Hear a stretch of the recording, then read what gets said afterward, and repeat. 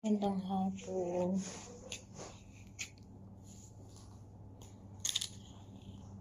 Naka-jacket ako dahil sa sobrang lamig.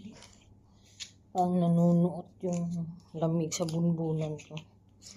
Meron pala akong i-ano sa inyo, guys. Kita niyo po itong mga alahas na to. 20 years na sa akin. Yung iba nito bigay sa akin ni Kuya Butch. Ito, regalo ng dating amo ko. Ano po? Ano yun? Nag-aaral ka. Tapos na ako mag-aral. Nag-ano ako na isusuot ko bukas. Wow, ang daming ginto, yaman. 20 years na sa akin yang mga yan. Wow. Sa Pinas pa ako niyan sa Ayala, Alabang. Salamat dito sa chocolate.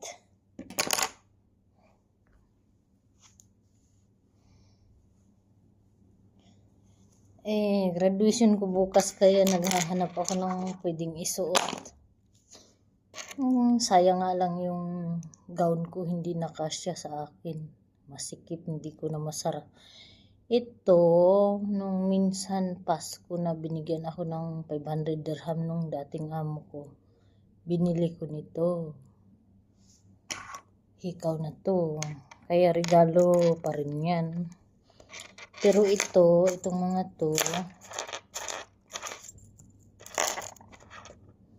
ito bigay lang sa akin ni Kuya Butch. Kuya Butch, salamat ta. Iniingatan ko tong mga bigay nyo. Mayroon pang dalawa nito kaso lang nasira na nagka putol-putol kasi yung may mahabang hikaw na ganun, nakalambitin. Hindi ko na mahanap kung saan ko na naisuksok yun. Mayroon yung isa na inayos nung asawa ng kapatid ko. Hiniram, hindi na binalik. Itong kwintas na to, pinabili ko kay Kuya Butch nung nasa kanila pa ako ni Grandma. Pinabili ko sa Saudi, parang 20 years na yata sa akin to. Pero mas nauna to. Parang ito 20 years o 19 years yung necklace. Nauna to. Bigay niya sa akin.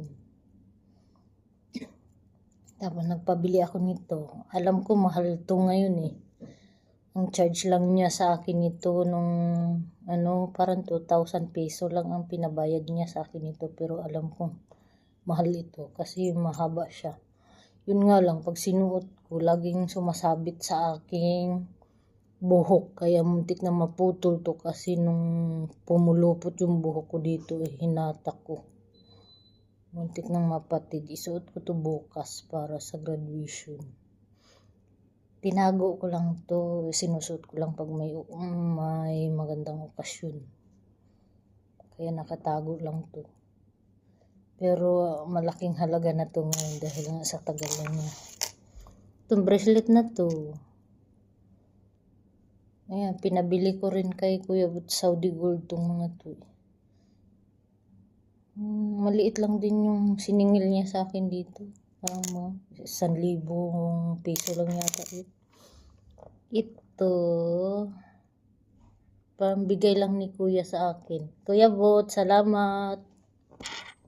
Buhay pa tong mga binigay nyo sa akin, no? Yung dalawang hikaw na maliit noon.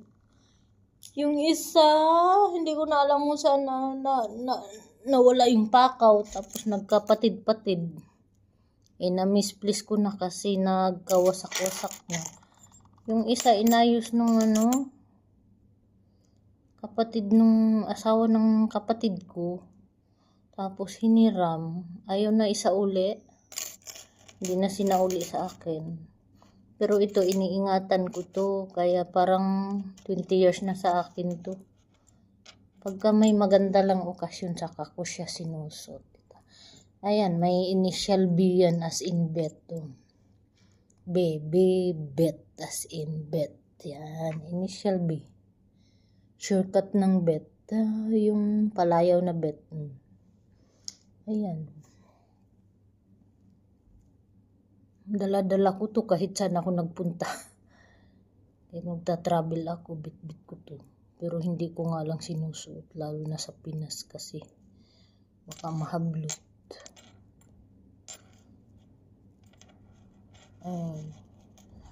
Pinabili ko to kay Kuya Bud sa Saudi nung nasa trabaho pa siya sa Saudi at nandun ako sa kanila grandma.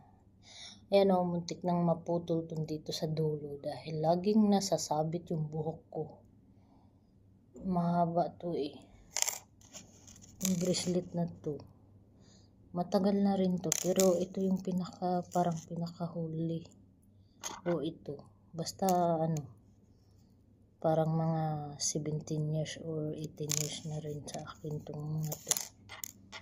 Ito na una, tapos ito. Mayroon pa yung dalawang maliit na hikaw na hindi ko na alam kung nasaan na.